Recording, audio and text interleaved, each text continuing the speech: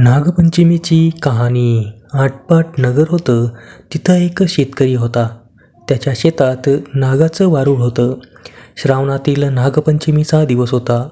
शेतकरी शेत नांगरू लागला. नांगराचा फाळ वारुळाला लागला. नागाच्या पिलांना जखम झाली, त्यामुळं ती मरून गेली. काही वेळानं नागिन आली. तिची पिल्लं शोधू लागली. बघते तर वाळूर नाही अन पिलंही नाहीत. शेतात तिला नांगर दिसला. रक्तानं भरलेला फाळ दिसला.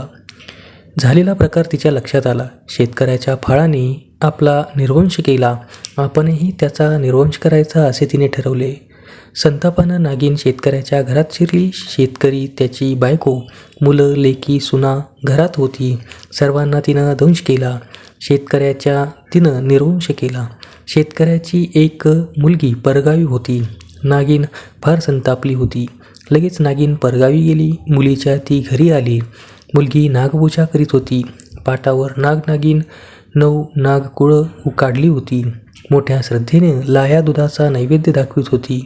दूध पिऊन नागिनीची भूक भागली. सारं विसरून ती संतुष्ट झाली. खरं रूप घेऊन ती उभी राहिली. मुलगी म्हणाली, तू कोण बाई? तुझे आईवडील कुठं आहेत? बाई म्हणाली, मी आहे नागिन, घाबरू नकोस, नाही होत वाघीण. झाला प्रकार तिनं सांगितला. मुलीने तिला वसा मागितला. नागिन म्हणाली, पूजेने मी खुश झाले. हत्येचा प्रकार विसरून गेले.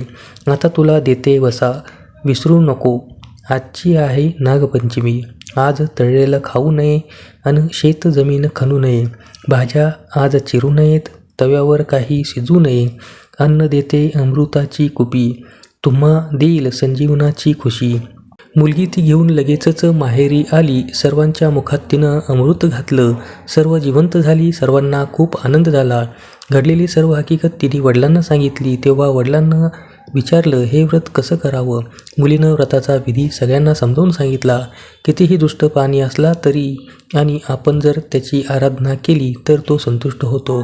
तेव्हापासून शेतकरी नागपंचमी पाळू लागला. नागिन तिला प्रसन्न झाली. तशी तुम्हा आम्हा हो ही 60 उत्तराची कहाणी 5 उत्तरी सुफळ संपूर्ण. धन्यवाद.